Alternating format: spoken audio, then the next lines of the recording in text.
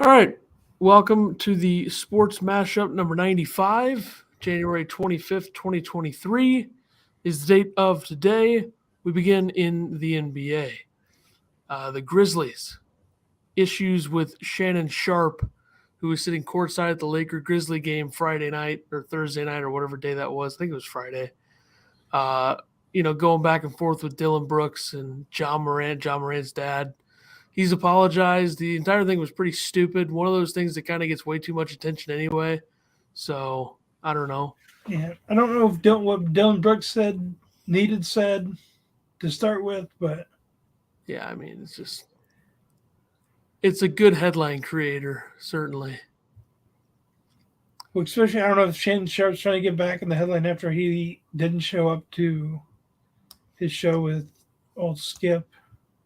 Yeah, bizarre. You also had Pat Riley saying that discussing LeBron's history chase for the all-time points leader in the NBA, said, quote, Kareem is the greatest player of all time, which is just false, but whatever. Yeah, I mean, was Pat Riley the coach of the Lakers back then? He was there at some point, yeah.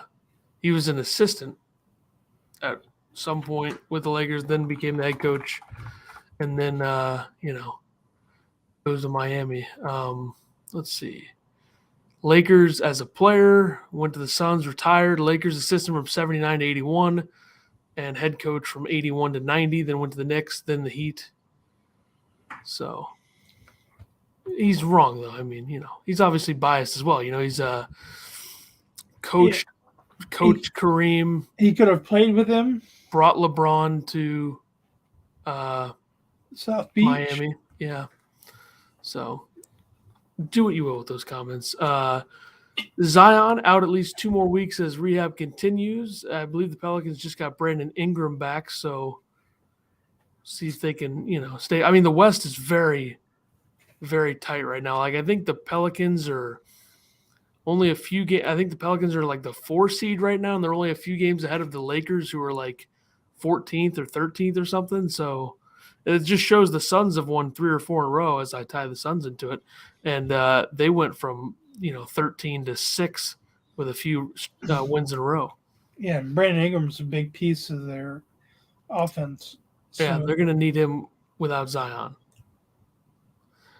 Grizzlies guard Danny Green, I didn't even know he was still playing. He's looking to return February 1st from his knee injury. So I don't know how much he's going to contribute. Probably like a 10-minute guy, come in, make some threes at this point in his career. But it's surprising he's not just waiting until after the All-Star break.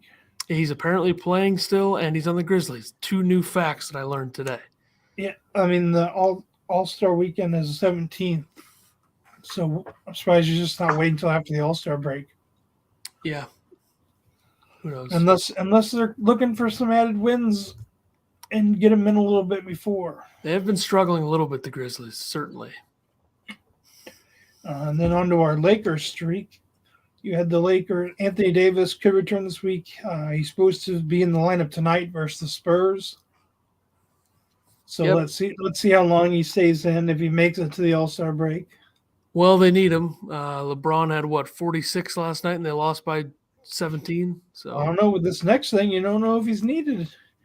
And the Lakers send Kendrick Nunn and 3 second-round picks, the 2023, 2028, and 2029 second-round pick, for Wizards forward Rui Hachimura out of Gonzaga. Yeah, obviously, if you want me to tie the Suns into this as well, I think they were definitely interested in Rui Hachimura. I think there was something about some 3-team trade that fell through. I believe the Suns were involved with the Lakers and Wizards on that. Obviously, of course, it falls through. But nice addition for the Lakers. Second-round picks do have value down the road. They are useful. And Kendrick Nunn is a good player, but he's bounced around a little bit. And Hachimura adds some scoring because they obviously need it, because Anthony Davis is not healthy often, and LeBron is almost by himself. But how mad do you think this makes Bradley Beal? I don't know if it makes him mad. I think the reason that they traded Hachimura is because Kyle Kuzma has emerged, and they likely want to re-sign him. Who he's going to be an unrestricted free agent. But I know Hachimura's been really helping that team, and then they got Bradley Beal to sign the extension there, and now you're like, oh, key piece of yours? Let's get him out of here. Well, I think it was kind of a one or the other. Kuzma emerging, they may have traded him if he didn't start to play the way he's been playing. They also have Denny Avdia as well, who's a similar player to those two as well. So Hachimura, I remember when he was Gonzaga, he was a game changer. Yeah, he hasn't been that in the NBA to this point, but he's still a pretty good player. He kind of reminds me of Montrezl Harrell, a guy who was like a game changer in college, but kind of needs to still find his role. Harrell found his a little later in his career. Hachimura is kind of finding it, his little niche he needs. Yeah. Then last night, LeBron becomes the first player to score 40 points versus all 30 NBA teams. Very nice. Very nice. Clippers last night, right? Yeah. Yeah. 48 or 46. I think it was 47. I believe it was the even number. We'll go with Ethan's. Who knows? I'm just guessing. I'll look it up. And then we got a new little, since we have the hockey stats, we got the NBA stats. We got points per game is Luka, 33.8. Team points per game, the Kings, 120.3. 46 last night. You were right. Rebounds, another Kings player, Domantas Sabonis, 12.5 boards per game. Team rebounds, the Grizzlies, 49, which is not surprising. The Grizzlies have like 100 guys that can get rebounds. So, yeah, and assists per game, Tyrese Halliburton, 10.2 for Indy. And then team assists per game is the Warriors at 29.2. Blocks per game, Nick Claxton of Brooklyn, and Brooklyn also leads in team blocks per game with 7. Claxton, 2.7 blocks per game. Steals is OG. How do you pronounce his last name? OG Anunoby. Out of Toronto, 2.1 a game. And the steals per game is also the Raptors at 9.3. Field goal percentage is Nick Claxton. I already said his name. I don't know why I said it wrong that time. Of the Nets at 73.3. And then team field goal percentage is the Denver Nuggets at 51%. 3-pointers made. Buddy Hield, 185. Team threes made, of course, the Warriors, 773. Yeah, not surprising there. But what is surprising a little bit to me, 3-point percentage, Damian Lee of the Phoenix Suns, 48.4%. Team 3-point percentage, the Denver Nuggets at 39.7%. And team free throw percentage is the Celtics at 82.9. You get the All-Star Weekend coming up February 17th through the 19th. Where is that at? NBA All-Star 2023. A little niche they put in this year is the captains who weren't picked yet. They were going to pick the teams live just before the game. So don't know who you're going to be playing with and against. They used to do it like a week earlier, right? Yeah, well, last year was like right after the Nets traded Harden, and you had LeBron and KD. LeBron kept hiding his face with the clipboard because KD would not pick Harden, and Harden ended up being the last pick going to LeBron. Yeah. It's in Salt Lake City, so there you go. Interesting. It's a little neat mix there to do the picture before the game. Yeah, I like it. On to the NFL wild card weekend or divisional round weekend recap Saturday. You had the Chiefs beat the Jags 27-20. Mahomes leaves after the second drive but returns hobbled. Ended up with a high ankle sprain. Chad Henne sighting. Did come in and throw a touchdown, though. Jags tried keeping the game, and they covered the spread with a late field goal. Travis Kelce had 14 catches, 98 yards, 2 touchdowns. Yeah, Kelce kind of, showing why he's probably going to end up being the best tight end of all time. I mean, you hit him in the middle of the field, he's probably going to get yards after the catch. Him and Kittle, clearly the two best in the league, and they're both still playing, which is great for the league. But Mahomes, a lot of adrenaline in this game coming back. Obviously, high ankle sprains usually a multi-week thing where you're going to miss games. Obviously, he'll play this week, but who knows how well he can play or his mobility status. But this is not a surprising result. I think it's pretty predictable that the Jags stuck around. I guess it is a playoff game. They're not usually blowouts, even though we did pretty much have 2 of them out of the 4 last week. But it's not surprising. The Jags maybe a bit ahead of schedule in terms of being in the divisional round anyway. And they didn't look that bad. Trevor Lawrence didn't play that bad. He threw a pick. I think they had the same amount of rushing yards.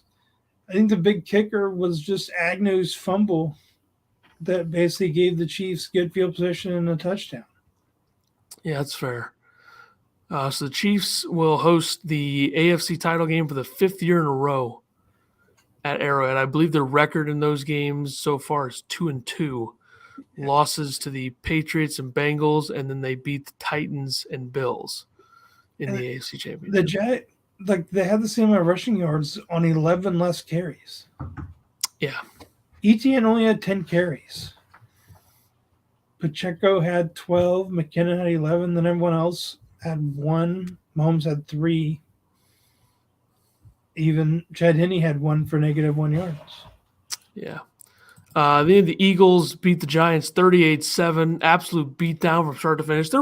I was wrong about this game. There were questions coming in about what the Eagles would be. They didn't look great in the season. They were horrific without Hurts. Their offensive line was a huge part of this game. They ran the ball, pretty much did whatever they wanted. The Giants were out of sorts. Tough environment in Philly. So the Eagles ran 44 times for 268 yards to the Giants, 20 rushes for 118. Saquon only had 9 carries. Yeah, I think a lot of that had to do with the fact they were down the entire game. But the Giants, another team that was ahead of schedule this year. Daniel Jones was 15 and 27 for only 135 yards, 5 yards average, and 1 pick. Sacked 5 not times. Great. I think you could argue that the Giants were 2 years ahead of schedule. So Darius Slayton only had 1 catch. Their leading receiver was Ricky James at 7 catches for 51 yards, and then the next was Saquon, 2 for 21. Not great. All right, Sunday. You had the Bengals beat the Bills 27-10. Bengals just came out of the gates and outdoed the Bills in a snowy game, but Bills didn't run the ball like the Bengals did, and that hurt them.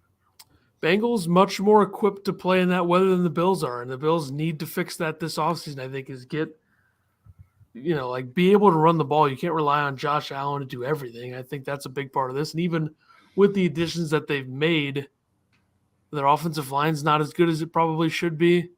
And I would probably, in these types of games, I would feature James Cook as much as possible. I don't think Hines is that kind of running back. In the game, they were talking about how the Bills were not running the ball. Devin Singletary had 6 carries for 24 yards. Cook had 5 for 13. Josh Allen had 8 for 26. So they only ran the ball for 63 yards. It's not even close to what it should be. The Bengals had 34 for 172, and Mixon had 20 carries for 105. Yeah, I mean, the Bengals just sliced them apart offensively, and they were better tackling defensively. And, this is Joe Burrow has just been really, really solid in the playoffs and finds ways to win.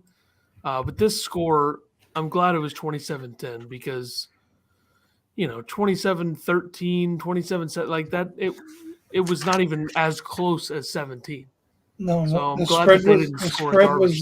the spread was the Bills -5. Yeah, so I don't know. This changes a lot for the Bills. They were kind of crowned a little prematurely without really winning anything or even getting to a Super Bowl. So, what do you think they need? They have Dawson Knox has come out to be a pretty good tight end. You have Stephon Diggs. Gabe Davis really didn't show up in the playoffs. Do you just need another receiver? I think you need probably different ways to run the ball. So maybe change something on your offensive line. I think another factor, though, is like they can't rush the quarterback at all, especially if Von Miller's not there. Yeah. So I think they need to fix something on their defensive line. And then it could have been another emotional thing with what's his name showing up to talk to the guys pregame. DeMar The guy Hamlin? who got Yeah. like him showing up to the field and talking to the team pregame. Probably got the emotions back going. Yeah. But yeah, the Bengals back-to-back years in the AFC Championship. They won it last year. We'll see if they can do it again. Make And then- picks on that game later. I don't know if any of the listeners saw it, but I know you saw it because I sent you that pregame throw that Burrow had. Just threw it, turned around, did a 360, no look. Right on the Yeah, it was money. pretty sweet. It was pretty sweet. And he carried it over into the game. Well, not the actual throw, but the accuracy. Then this game, pretty boring, pretty fast. 49ers beat the Cowboys 19-12. Dak, not good enough. 49ers defense was elite. Cowboys defense was good. But once again, Cowboys fail in the playoffs, and Dak was just horrific. And think of it, since taking over as quarterback for Brock Purdy, he's got 16 touchdowns, 3 picks, 115.1 passer rating, and 7 straight wins. Yeah, I think there's some of that's Shanahan and the guys around him, but also Purdy. You got to be poised and you got to be able to throw the ball accurately and make the right decisions, and he's done all of that. Yeah, for a guy who was overlooked, like when he visited Alabama, Saban said he was too short, didn't have the arm strength or accuracy. Kind of shoving that down Nick Saban's face right now. Yeah, makes me wonder what he thinks about Bryce Young. Bryce Young's pretty short. I guess he has the arm strength and accuracy. Yeah. Then you have now the playoff matchups. You have the 49ers going to Philly to play Sunday at 2 p.m. Central Time. And then you have the Chiefs and the Bengals in Kansas City, 5:30 Central. So I guess it's Fox first, then CBS second. The Titans' new GM wants time to evaluate Tannehill. AKA, we're cutting him or trading him. Yeah, don't want to make my first move right off the rip. Let me give me a little time to get in. I think that they're going to cut him. I think they can save money by cutting him, and I don't think he has any trade value. Well, then there's also the issue of, he already thinks he's getting cut. Our boy Taylor Lewan. Yeah, they can save money by cutting him, He too. thinks he's going to get cut. 2 ACLs in, was it 2 or 3 years? Yeah, I wonder what Tennessee's going to do because I don't know. There's not that much talent there. But he's had There's a good lot more. players, He's got a lot longer to rehab this one. So if they do cut him, if team needs a left tackle, he's still one of the top left tackles. Yeah, but I don't know. Maybe the Bucks pick him up and get rid of fucking their holding penalties. I've seen some mock drafts with the Titans trading for Trey Lance. That would be interesting. I do have a little mock draft when we're done with all these. The Ravens fire offensive coordinator Greg Roman. A lot of speculations. A lot of people said this was due to Lamar in the offense. But what everyone says is his offense is made to run the ball, which helps Lamar. And for running backs and tight ends to eat, it just hurts receivers. And that's why no receivers wanted to sign with the Ravens. I think that's fair to say. I mean, their top pass catcher this year was Demarcus Robinson, who had Denard? Demarcus Robinson, signing from the Chiefs. Why do I always think his name's Denard? Because you're thinking of the dude from Michigan. Oh, that's a quarterback. Yeah, Demarcus Robinson had 60 catches, I think, which is low. Andrews was hurt. I think Andrews was actually their top pass catcher, but outside of him. Yeah, and he was even hurt for half the year. Yeah, you wonder why Marquise Brown didn't want to play there. And they did bring Sammy Watkins back, but he didn't do anything, obviously. They need that, though. They need to get receivers in this draft. Yeah, probably. I mean, they've got a pretty good defense if a lot of these veterans and these guys stay. Yeah. In the matchup with the Niners Cowboys, running back Tony Pollard broke his leg right before halftime. I feel bad for him. He's an underrated running back. I think we discussed it how I think he's better than Zeke. He's Certainly more useful at this more point. of an explosive back.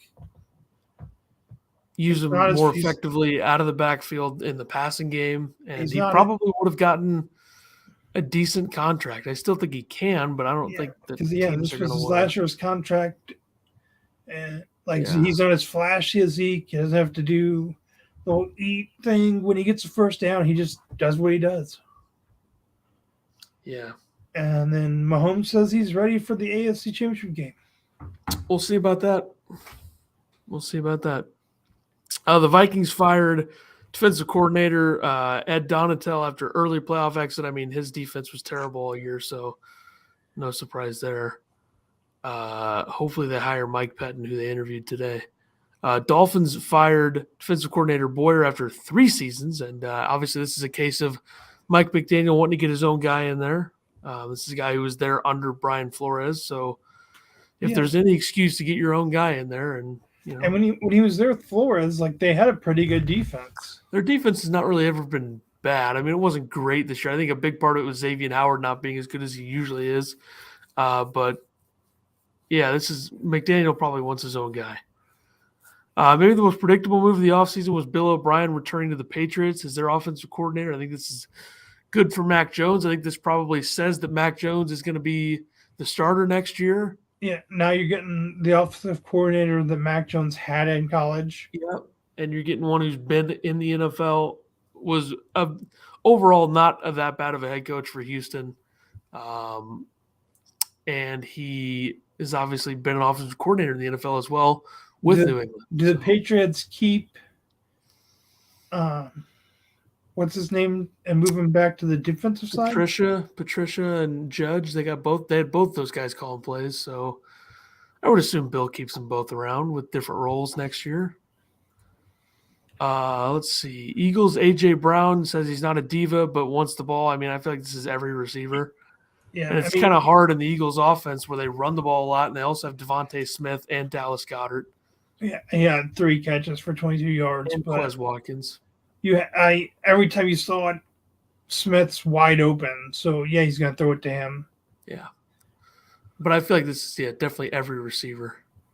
Yeah. Sorry, you're the big threat outside. You're going to get the major cover corner when Smith's going to run all the slant and underneath routes and get open. Yeah. MVP finalists, Jalen Hurts, Justin Jefferson, Patrick Mahomes. I think they had a couple others on the. Those are just among the finalists. Yeah. But probably the 3 top runners. I think there's also Allen and Burrow, I think.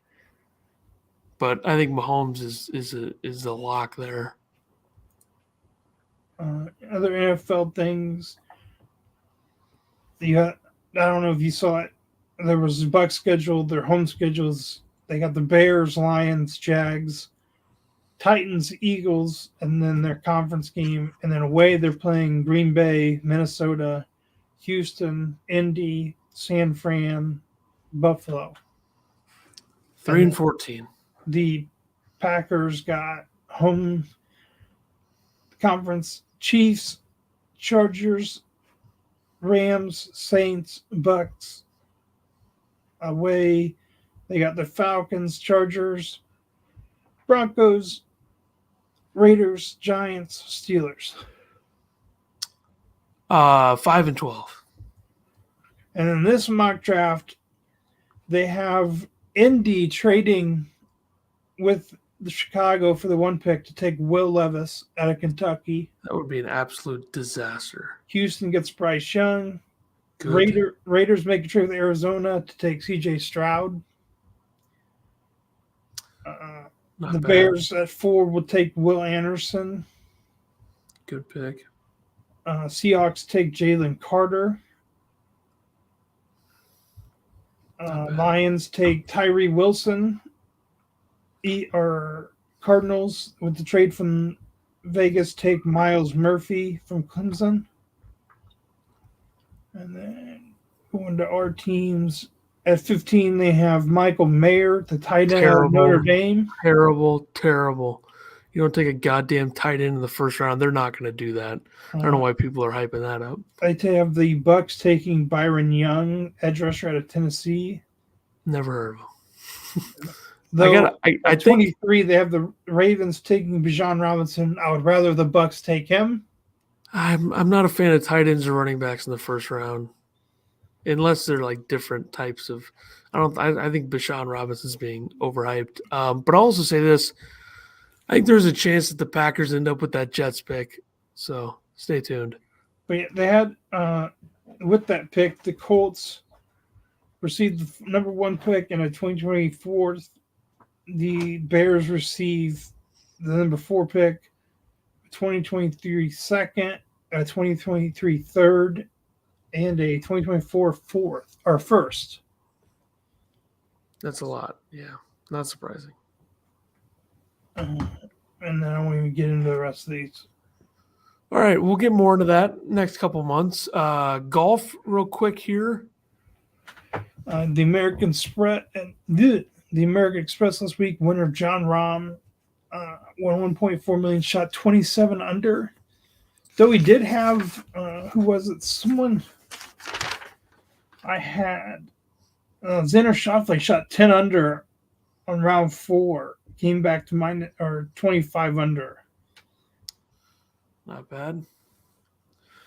And then there was someone else who came at 26 under, I believe. Or no, because Schauffele was tied third, so he came back and tied somebody. But Rahm only shot 4 under on that round 4 after shooting 8 under, 7 under. Yeah. Had a little lackluster round 4. Good thing he was going up against Davis Thompson, who hasn't really won anything on the PGA Tour before.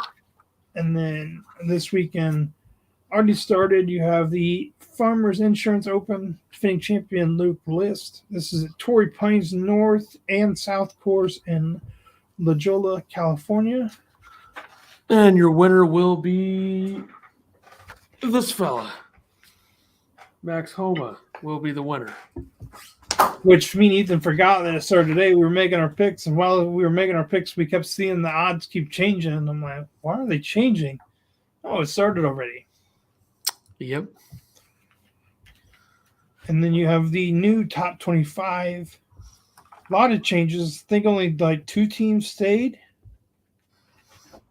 Purdue moved up 2 to number 1. Alabama up 2 to 2. Houston down 2 to 3. Tennessee up 5 to 4. Kansas State up 8 to 5. Arizona up 5 to 6. Virginia up 3 to 7. UCLA drops 3 to 8. Kansas drops 7 to 9, and Texas drops 3 to 10. TCU up 3 to 11. Iowa State stays put at 12. Xavier down 5 to 13. Gonzaga down 8 to 14. Auburn up 1 to 15. Marquette up 4 to 16. Baylor up 4 to 17. Charleston stays put at 18. UConn down 4 to 19. Miami down 3 to 20. Florida Atlantic up 3 to 21. St. Mary's jumps in after being unranked to 22. Providence down 1 to 23. Clemson down 5 to 24. And New Mexico State comes back into the top 25. This is weird, a poll with no North Carolina, no Duke, no Kentucky. I don't think we've seen that in a long time. No, no. Well, they're not. I know you were throwing the Blue Bloods in there. Yeah. But Kansas is in there. But Kansas has also lost 3 in a row. And if they lose to Kentucky on Saturday, they might drop 10 or 11 spots. They won't drop out, but they might drop 10 or 11 spots. And then Loyola Marymount puts a stop to Gonzaga's 76-game home win streak. So, yeah, a lot of wins in a row. That means you're beating St. Mary's, you're beating BYU, so you're beating some decent opponents in the West Coast Conference at home. But out of all the teams to put a stop to it, I probably would have said it'll be St. Mary's or Santa Clara this year. But Loyola Marymount gets it done. Gonzaga had been playing with fire for a while. They had some close calls against San Francisco they beat by 2, Santa Clara they beat by 5, BYU they beat by 1. So not surprising that we saw Gonzaga lost. That said, there's probably only 1 or 2 more losses coming, probably 1 to St. Mary's. They might lose one of those 2 games. So there you go. Major League Baseball. Marlins and Twins make a trade. The Marlins get all-star shortstop Luis Arias, and the Twins get starting pitcher Pablo Lopez and 2 prospects, which I think that the Twins absolutely robbed the Marlins here, but I could be wrong, I suppose. Yeah, you don't know. Twins also, I think, they had a shortstop at the moon, or I can't remember who the shortstop is, but the moon in third base. Well, they have Correa, so he's going to play short. And they had a prospect. I can't remember. I don't even know. But, yeah. Andrew, or maybe Reyes is moving to third. I think he's – I don't know. But they are moving the Jazz Chisholm is moving to center field for the Marlins. So there you go. I think Arias will play second base, and they'll have somebody at short, or maybe he plays short. I don't know. Andrew McCutchen returns to the Pirates. Says, "quote I want to win here. Well, I have bad news for you. You're not winning a thing in Pittsburgh right now. So, damn shame, I guess." Trout back injury, non-issue for spring training. He's also supposed to play in the World Baseball Classic, so hopefully he's good to go for that, which will be early March. So like a couple weeks into spring training is where he'll be in the mix. Yeah, it'd be nice for him to actually play a whole season. I wouldn't bet on it, but you never know. Outfielder Tommy Pham signs a 1-year, $6 million deal with the Mets. Mets were rumored to be in on McCutchen, but they get Pham here. They're just adding players. Some depth pieces there. And then you had the Cardinals add Braves play-by-play announcer Chip Carey as their new TV play-by-play announcer as Bally is about to go bankrupt. So we'll see what happens if they end up having to sell the RSNs. Maybe we can watch the games. Maybe. Outfielder Pilar joins the Braves on a minor league deal. Mariners add infielder La Stella to a 1-year deal. Twins acquire outfielder Michael A. Taylor from Royals for 2 prospects. So the Twins are getting some prospects in there. Yep. Red Sox trade with Royals. Red Sox get shortstop Alberto Mondesi, and the Royals get left-handed reliever Josh Taylor. And then Scott Rowland has been elected into the Hall of Fame. 17-year career, 8-time Gold Glove, 7-time All-Star. Only guy elected to be in this year. A lot of complaints, which there always is, and sometimes it's rightfully so. I'm not against Rowland being in, but there are other guys that could have easily gotten in. I mean, you had to be 75%. The next Helton had 72.2. Yeah, he should be in. Billy Wagner had 68.1. Andrew Jones 58.1. He should be in. Sheffield 55. Carlos Beltran 46.5, same as Jeff Kent. Alex Rodriguez 35.7. Manny Ramirez 33.2. Omar Vizquel 19.5. Pettit 17. Bobby Abreu 15.4. Jimmy Rollins 12.9.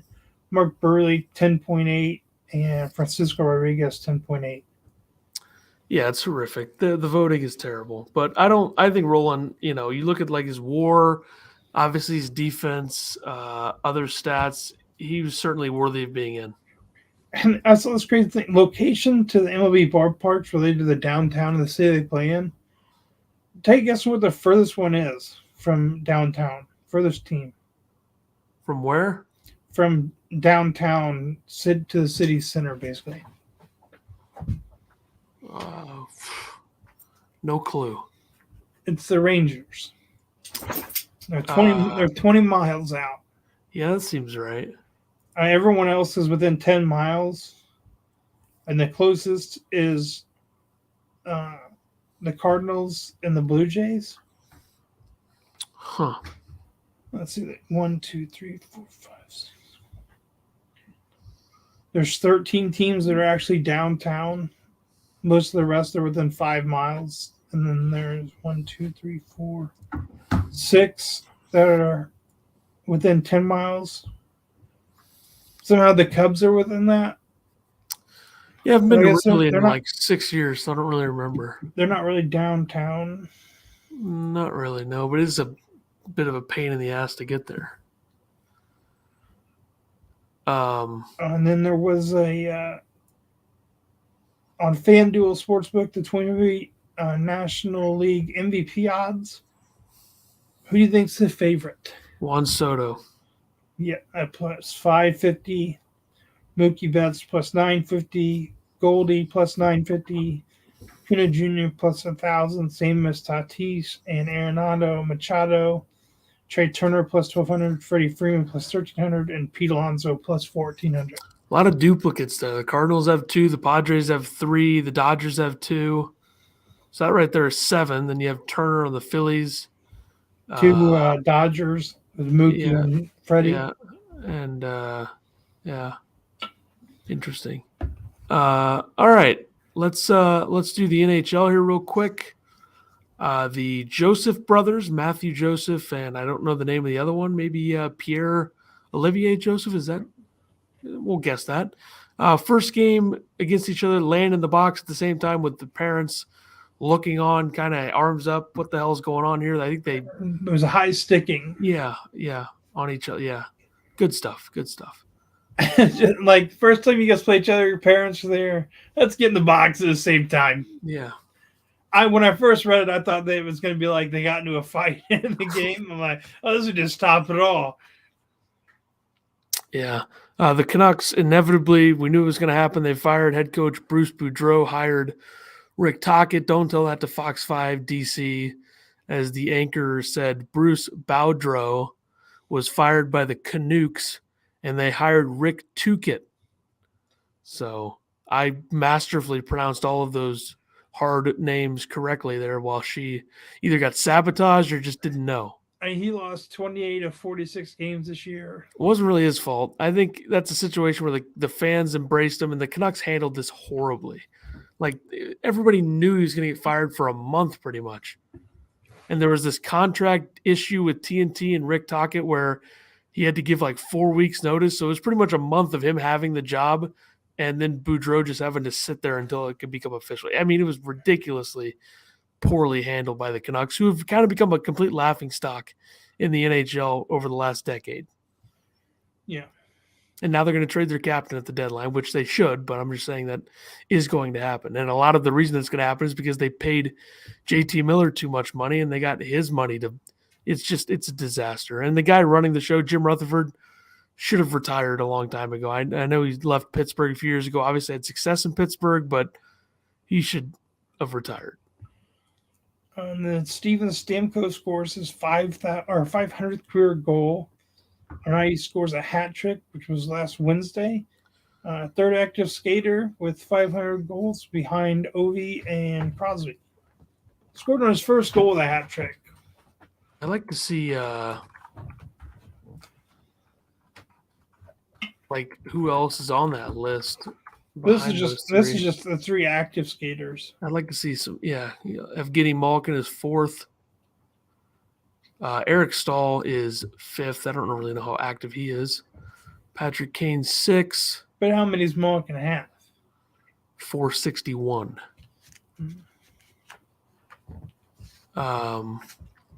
Let's see. David Pasternak's already at 277. He's 33rd. McDavid 32nd. No real surprises outside of that. Interesting. All right. Paster's had a big night last night. He had 3 assists and 1 goal. Yeah. NHL stat leaders through January 24th. Points leader, no surprise. I mean, he's going to have 100 within like a week. I mean, this is so stupid. McDavid, 88 points, 15 ahead of number 2. The defenseman points, Erik Karlsson, 64, 11 ahead. Rookie points, Matty Beniers running away with the Calder, 36 points, 7 ahead of the next. Goals, Connor McDavid, 43 ahead. I mean, this might be McDavid's greatest season when it's all said and done. He I mean, did. He's had some insane He did ones. lose one of these. That's just very surprising. Let's see. Defenseman goals, Erik Karlsson with 15, 1 ahead of number 2. Rookie might have been years 17, 5 ahead. Here's where no more Connor McDavid. Yeah, assists, Nikita Kucherov, 49, tied with Erik Karlsson. So pretty much McDavid has 48, so he's 1 behind. Yeah. So defenseman assists, Erik Karlsson, 49, 6 ahead. And then rookie assists, Cole Perfetti, Winnipeg, 22, 2 ahead of the next.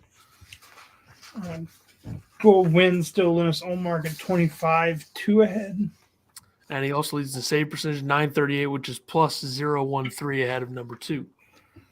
And team points leader is the Bruins at 38, 5 and 4, 80 points, 14 ahead. They won't be winning the cup this year because they're winning the President's Trophy, and those things just don't go together. So you might want to slow down if you're the Bruins. It's just something to think about. They did it once. Yeah, but it's been a long time since somebody's done it in the NHL, so it's going to be something to think about in the stretch run. President's Trophy winners have not fared well in the last few years. Is this the hottest start to a season? It's up there. They had another year that I don't remember what year it was that a lot of people compare this year to. Probably a year where they had Bobby Orr or somewhere around there. But I think didn't the Bruins win the President's Trophy during the suspended COVID year? If they gave it out, I know for a fact the Bruins and Blues were number 1 and 2 in points. So I'm not sure. They won it there as well. The year before, or the cup before they played the Blackhawks, they won the President's Cup and won it. Oh. When Tim Thomas was in that. Yeah. NHL All-Star Weekend will be February 3rd and 4th, so a few weeks before the NBA and next week. So interesting there. College football, the Ed Reed not coaching at Bethune-Cookman now. The talks fall through. No opinion from me. No, I watched the video of him talking to the team about it and stuff, and then he even had it was on like Instagram Live or something. He had Dion come on and was talking. He even had his nephew that had transferred, and then Bethune-Cookman now won't let his nephew transfer out of there. So it's a big mess. Yeah, I just, only enough. There's only a certain amount of things I can pay attention to.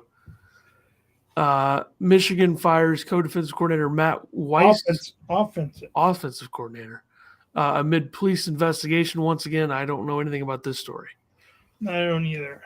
So, good luck. Kendall Briles leaving Arkansas to be the offensive coordinator at TCU. On to the big, because TCU lost their OC to somewhere, I think, like Ole Miss or something. So, interesting. All right, let's do the picks. I was 10-5 last week. I went 1-1 in the NBA and NHL, 3-1 in the NFL, 4-2 in college hoops, and I hit on John Rahm to win. I was 2-2 in the NFL, 1-1 in the NHL, 0-2 in the NBA, 5-1 in college basketball, 1-for-6 in golf, 9-6 overall. I hit golf. Tom Kim had him top 10. He finished tied for 6th. Yeah, the only football game I lost was the Chiefs-Jag game on that field goal. I lost Bills and Giants. Oh, yeah, you took the Giants. Bad, very bad. All right. And I was mad about the basketball games I lost. I mean, Iowa State losing to Oklahoma State 59-62, and then St. John's losing to Villanova. Yeah, tough spot. So I'm now sitting at 681 and 553. I am 679 and 533. All right, NBA. For tonight, I have the Wizards -2 over the Rockets and the Hawks -1.5 over the Thunder. I got the Grizzlies +3.5 at the Warriors and the Lakers -6.5 against the Spurs. NHL for tomorrow, I have the Devils -125 over the Predators and the Capitals -115 over the Penguins. I got the Sabres plus 160 at the Jets and the Coyotes plus 135 against the Blues, who suck. I almost took the Blues in that game. I wouldn't even touch them right now. They're terrible. College hoops. Thursday, I have Florida Atlantic over Middle Tennessee and Purdue over Michigan. I have UCLA over USC and Arizona State over Washington. Friday, I have Atlantic 10. I have St. Louis over Davidson. And Horizon, I have Youngstown State over Oakland. I have St. Louis over Davidson and Iona over Siena. And Saturday, I have Marquette over DePaul and St. Mary's over BYU. I have Alabama over Oklahoma and Kansas State over Florida. Which is the Big 12 SEC challenge. Yeah, which I think the Big 12 is going to win, but which Alabama's going to kill Oklahoma. Don't understand why they don't do that during. I don't know either. When makes it more interesting though, since it is later in the season. You know a little bit more about teams, and yeah. Even if they do it the week after the Big 10 ACC challenge. Yeah. All right. NFL Conference Championships. You got the 49ers at Eagles, 2 p.m. Central Time. Eagles are a 2.5-point favorite. I am taking the Eagles minus the 2.5. I am as well. You got defense against defense, just which offense can power through. I think the Eagles will do so. And then at 5:30 Central Time, you have the Bengals at Kansas City. Bengals are a 1-point favorite. I'm taking them. I am taking them 2 years in a row. You always think, oh, they can't win 2 years in a row at Arrowhead in the AFC title game, and I'm going to say that they will. Taking the Bengals. Well, isn't Burrow undefeated against? Unless they played the year that he got hurt or the year before, then he's 3-0 in the last 2 years overall. Or 4-0, or 3. Yeah. Well, I think it's 3. Twice in the regular season, and then last year, yeah. This will be the 4th game between them in the last 2 seasons, and it's the regular season games have both been in Cincinnati, and the playoff games have both been in Kansas City. I'm taking the Chiefs. It's going to be Chiefs, Eagles, Super Bowl. All right, we'll see. I'd rather see Eagles, Bengals, but I think the Eagles are going to win regardless. I think the NFC winner wins the Super Bowl. Could be. But we'll see. All right, that'll do it for us. We'll talk about the Super Bowl matchup next week and a lot more in number 96. Last one of January coming next, or I guess this is the last one of January. So I guess next 1st. One will be February 1st. All right, we'll see everybody in a different month for number 96 next